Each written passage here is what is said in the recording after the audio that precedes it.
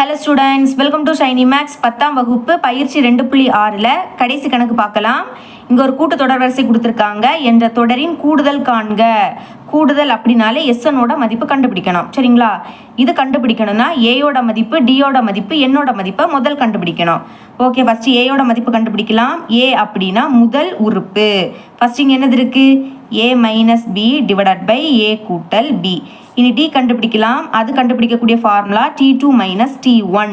T2 அப்படின்னா ரெண்டாவது உறுப்பு. ரெண்டாவது இருக்கக்கூடியதை அப்படியே எடுத்து எழுதிக்கிறேன் பாருங்க. 3A minus 2B divided by A கூட்டல் பி.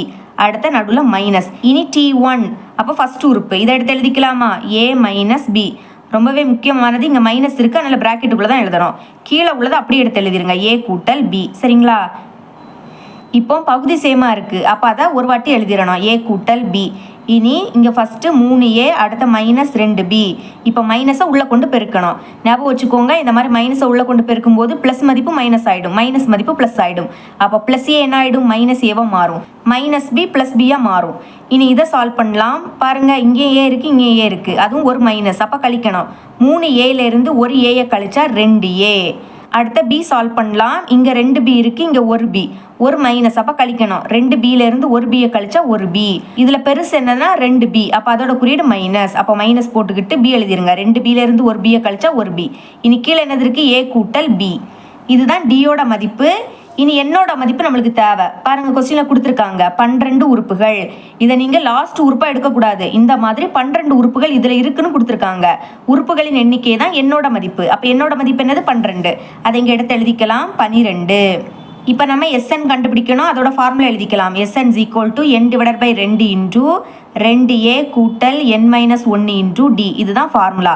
பிரதியிடலாம். எஸ் என்னோட மதிப்பு 12 is equal to என்னோட மதிப்பு 12 divided by 2 into இங்கே 2 இருக்குது. இனி ஏயோட மதிப்பு இங்கே இருக்குது, அதை அப்படியே எடுத்து எழுதிருங்க.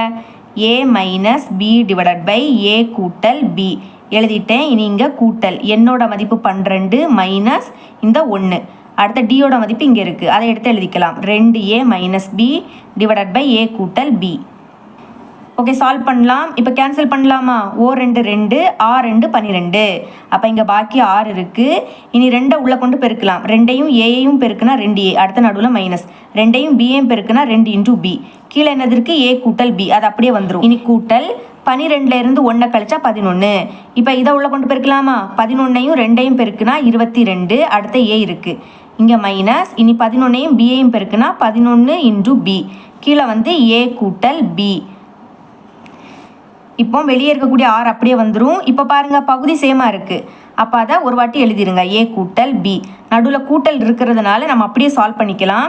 பாருங்கள், இங்கேயே இங்கேயே, அது மட்டும் இல்லாமல் ரெண்டுமே ப்ளஸில் இருக்குது. அப்போ கூட்டணும். 22ஐயும் 2ஐயும் கூட்டினா 24. அப்புறம் 2ல் ஏ இருக்கனால ஏ. இனி பாருங்கள், இங்கேயும் பி இங்கேயும் பி, அதுவும் ரெண்டுமே எனது மைனஸ். இந்த மாதிரி ரெண்டுமே மைனஸ்னால் மைனஸ் குறியீடை போட்டுக்கிட்டு இதையும் கூட்டணும். 11ஐயும் 2ஐயும் கூட்டினா 13, 2லேயும் பி இருக்கனால பி. உங்கள் புக் பேக்கில் இதோட ஆன்சர் எப்படி கொடுத்துருக்காங்கன்னா 6 எழுதிக்கிட்டு இங்கே கீழே இருக்கக்கூடியதை வெளியே கொண்டு வந்திருக்காங்க. ஏ கூட்டல் பி. இனி மேலே இருக்கக்கூடியதை மட்டும்தான் ப்ராக்கெட்டுக்குள்ளே எழுதியிருக்காங்க. 24A minus 13B. சரிங்களா? இவ்வளோ தான் இந்த சம்.